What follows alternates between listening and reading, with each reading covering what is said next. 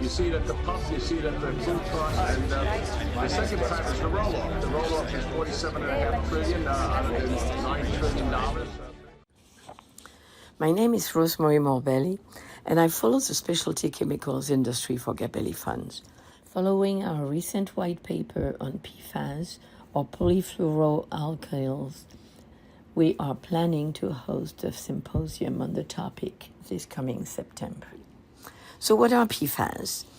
Also known as forever chemicals, they have become an increasingly significant environmental and public health concern due to their inability to naturally degrade.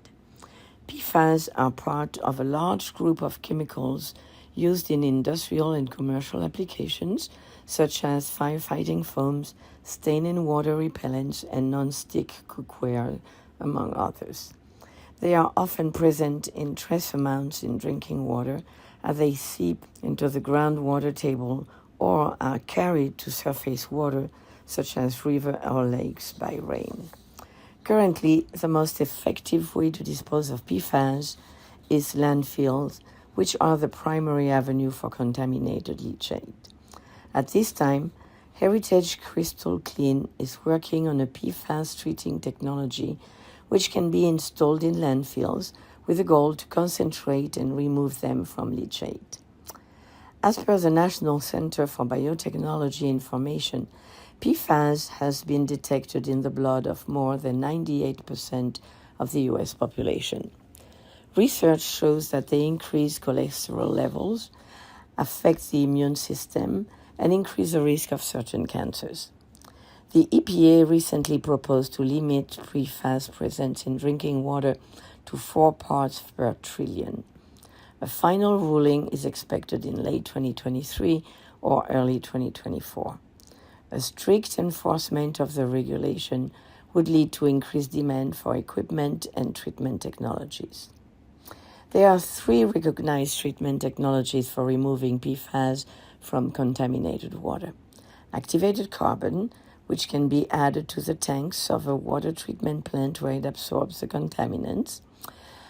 Membrane filtration, which consists of pressurized water going through a membrane which only lets the water molecules go through and retain the contaminants. And ion exchange, which consists of negatively charged ions in the water, which are exchanged for similarly charged ions on the resin surface.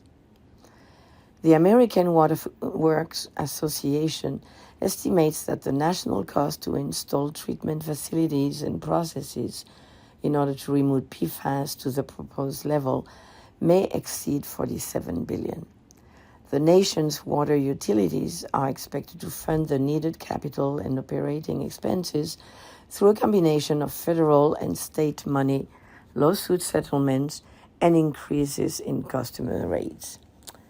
Recently, DuPont, Chemours, and Corteva agreed in principle to pay a combined $1.2 billion to resolve PFAS claims over the past contamination of drinking water supplies. More recently, 3M agreed to a $10.3 billion settlement, which it will pay to cities, towns, and other public water systems over 13 years to test and treat contaminations. While large PFAS manufacturers have stopped producing the chemicals in an attempt to avoid costly litigation, there are no government bans. U.S.-based companies offering PFAS-related equipment and services include Clean Harbors, Ecolab, Minerals Technologies, Tetra Tech, and Xylem. On the detection side, they include Agilent Technologies, IDEX Laboratories, Merck, and Thermo Fisher Scientific.